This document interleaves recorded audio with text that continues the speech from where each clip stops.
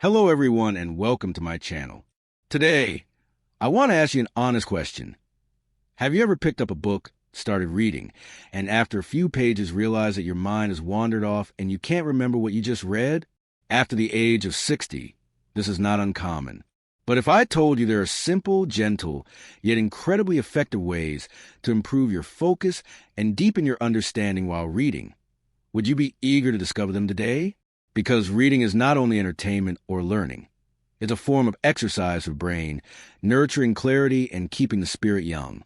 I want to share with you the story of George, 68 years old, living in Texas. He used to love reading, but gradually found himself losing interest, often leaving books unfinished, reading without retention. He thought it was just part of aging and almost gave up the habit. But then, a casual conversation with an old friend changed everything. That friend shared that concentration while reading can be trained and strengthened, as long as one knows how and stays persistent. The first thing George did, and something I want to share with you, was to create a truly quiet, comfortable reading space. He cleared a small corner of his house dedicated to reading. No phones, no TV, just soft lighting and a cozy chair. According to neuroscientists, when the brain is placed in a distraction-free environment, focus increases significantly. And indeed, after just a few weeks, George found himself able to read dozens of pages at a time and remember the content clearly. Next, he adopted a habit of reading slowly and rhythmically. Instead of rushing through a book to finish it, he focused on each sentence, even reading softly aloud. This helped his brain process information more deeply and also stimulated long-term memory.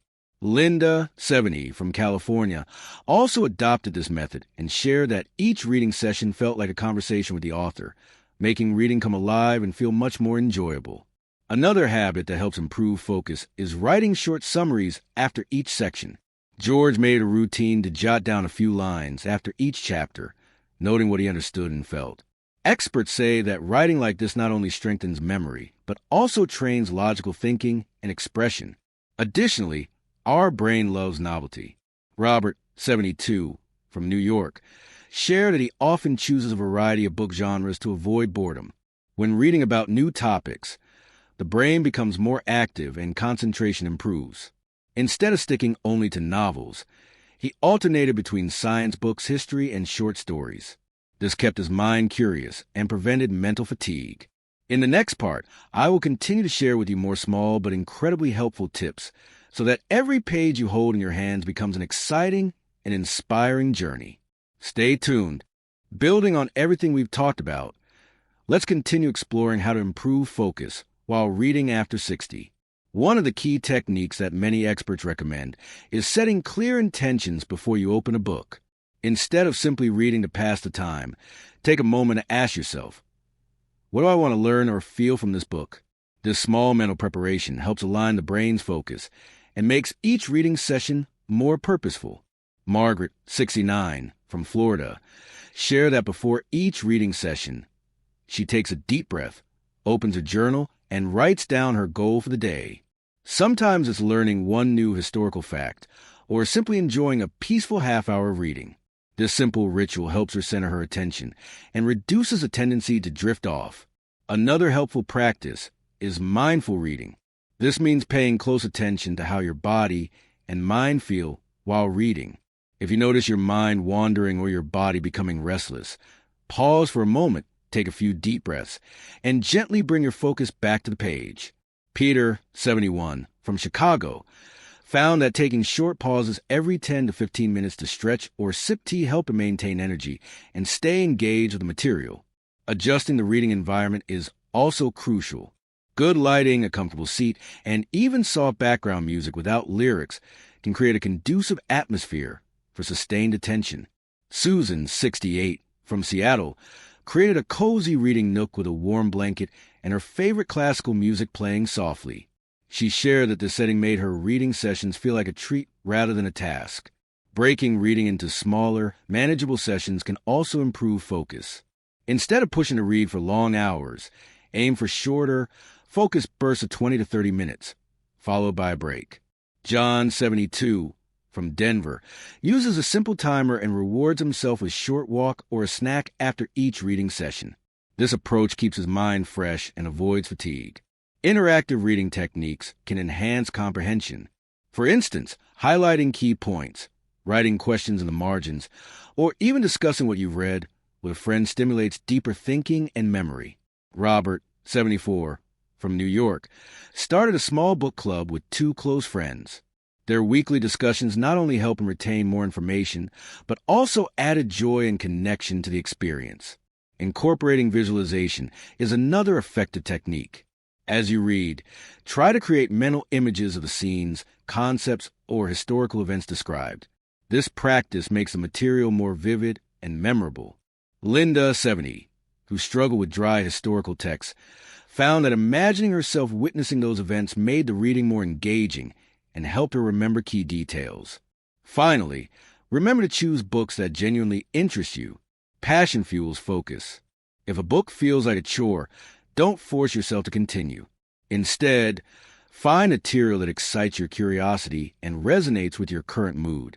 In the next part, we'll explore how to overcome common distractions and mental barriers that may arise during reading, ensuring that every reading moment becomes both nourishing and fulfilling. Building on everything we've talked about, let's now deepen the conversation into how reading after 60 can evolve from simply focusing better to becoming a mindful, soul-nurturing activity that adds calm and joy to everyday life. Beyond techniques, it becomes a form of self-care. Margaret, 69, from Florida, shared how reading poetry in the early morning became her personal meditation. She found that choosing books with short, reflective passages allowed her to savor each word and start the day grounded and peaceful. This daily pause of quiet contemplation became her anchor. George, from Texas, added another layer by combining reading with journaling. Each evening, after reading a few pages of his favorite history books, he would jot down a personal reflection or a question inspired by what he read. Over time, this practice helped him discover patterns in his thinking and stay mentally agile. Peter, from Chicago, embraced the art of rereading. He discovered that returning to books he loved in his youth brought new meanings and deeper appreciation. Rereading classics made him feel connected to his younger self, while also observing how his thoughts and perspectives had matured. Susan, from Seattle, found joy in reading aloud to her grandchildren. This not only improved her own comprehension and focus, but also built cherished family moments. The act of reading aloud forces one to slow down, articulate clearly, and fully engage with the material. Linda, from California, began incorporating small rituals before reading. Lighting a candle, making a cup of tea, and setting aside distractions turned each reading session into a mini retreat.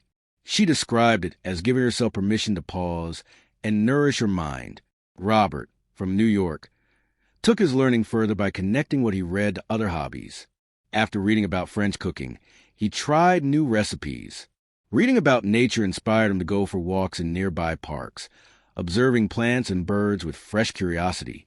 This integration made reading not just passive intake, but active exploration. John, from Denver, emphasized pacing. He learned that it's okay to pause mid-book if the content feels overwhelming. Taking breaks, switching genres, and returning later allowed him to maintain joy rather than forcing himself through difficult material. As we move into the final part, we'll reflect on how all these practices help cultivate lifelong mental clarity, emotional well-being, and a sense of purpose through reading, with gentle encouragement for you to make reading an irreplaceable gift in your daily life. Continuing seamlessly from where we left off, let's now explore how reading after 60 can become an enriching part of daily life, nurturing both the mind and soul. Beyond simply focusing better, reading can offer calm, reflection, and a sense of connection to oneself and the world. Margaret, 69, from Florida, discovered the comfort of reading poetry at sunrise. She found that short, reflective passages invited moments of pause and peace, helping her start her mornings with clarity and intention. This habit became a gentle ritual she looked forward to each day. George, from Texas, blended reading with journaling. Each night, after reading from his favorite history books, he would write down his thoughts or questions that arose. Over time, this practice not only sharpened his comprehension, but also helped him recognize how his own understanding evolved. Peter, from Chicago, found joy in revisiting books from his youth. Rereading familiar stories brought comfort and revealed new layers of meaning he hadn't noticed before. It also connected him to memories and milestones from different stages of his life. Susan, from Seattle, introduced a family tradition of reading aloud to her grandchildren. These shared moments deepened bonds and made reading a joyful, collaborative experience. Reading aloud encouraged her to slow down, focus on each word, and fully engage with the story. Linda, from California, turned reading into a self-care routine by lighting a candle, making tea, and setting aside quiet time. This small ritual transformed reading from an activity into a nurturing escape. Robert, from New York, found inspiration in connecting what he read to his hobbies. After reading books on gardening, he started tending to plants with new enthusiasm. Books on culinary traditions led him to experiment in the kitchen. This blending of learning and doing made his reading journey vibrant and dynamic. John, from Denver, learned the value of pacing. Instead of rushing through books, he allowed himself to pause when needed, switch genres, or take breaks. This flexibility ensured that reading remained pleasurable, not a chore. In the next section, we'll gently bring all these experiences together, reflecting on how reading can become a lifelong companion. And I'll share encouragement to help you make this beautiful habit a cherished part of your life. Continuing seamlessly from where we left off, let's now gather all these insights and reflect on how reading after 60 can truly transform daily living.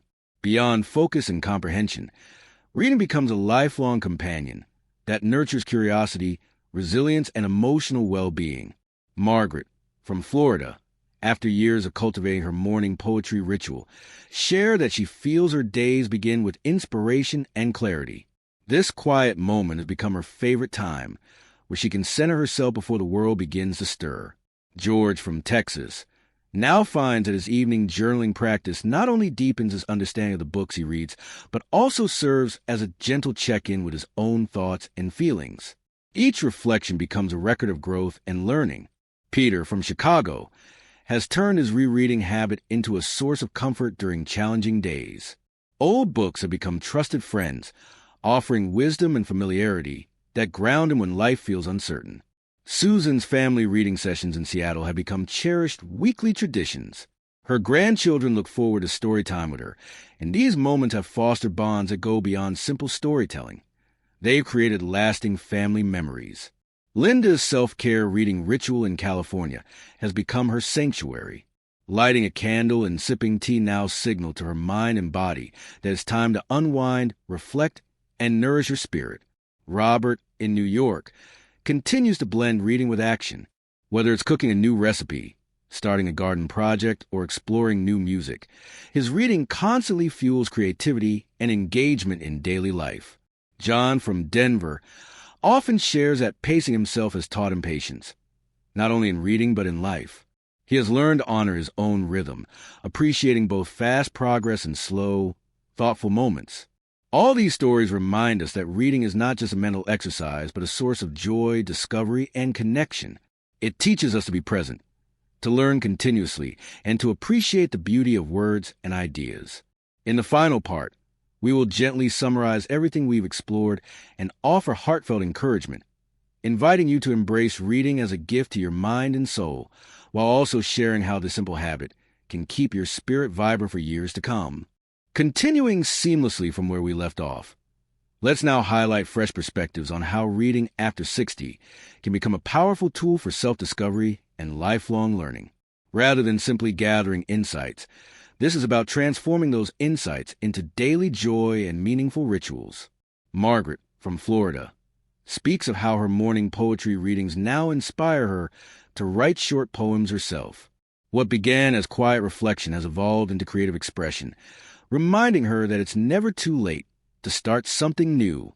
George, from Texas, has turned his evening journaling into a personal dialogue. After each reading session, he writes letters to his younger self, reflecting on how far he has come and how much he continues to learn. These letters have become treasures, capturing moments of clarity and gratitude. Peter, from Chicago, started hosting small neighborhood book gatherings, where seniors exchange books and discuss their favorite passages. These gatherings have built a supportive community and brought excitement to their reading habits. Susan, from Seattle, finds that reading aloud to her grandchildren has encouraged them to write their own short stories, fostering creativity across generations. Linda, from California, took her self-care reading moments a step further by creating a cozy reading corner in her garden, where nature and literature intertwine beautifully. Robert, in New York, has started sharing book recommendations with friends via monthly newsletters, spreading inspiration and keeping the conversation alive. John, from Denver, now uses his reading as a springboard for journaling about his dreams and future plans, proving that reflection can inspire new aspirations. These stories show that reading after 60 isn't just a habit. It's a gateway to creativity, connection, and purpose. And now, as we gently come to the end of this journey together, I want to encourage you to see reading not as something you should do, but as a gift you give to yourself every day. Whether it's a few pages in the morning, a quiet moment before bed, or sharing a story with a loved one, each reading moment enriches your mind and soothes your soul. If today's sharing has inspired you, I would love to hear from you. What are your favorite reading habits? What books have brought you joy, focus, and comfort? Please leave a comment below and let's create a space where we can share, learn, and inspire each other. And if you found this video helpful, please give it a like and subscribe to the channel so we can continue to explore and grow together. Thank you for spending this time with me, and I wish you countless beautiful reading moments ahead. Until next time, take care and keep nurturing your mind and heart.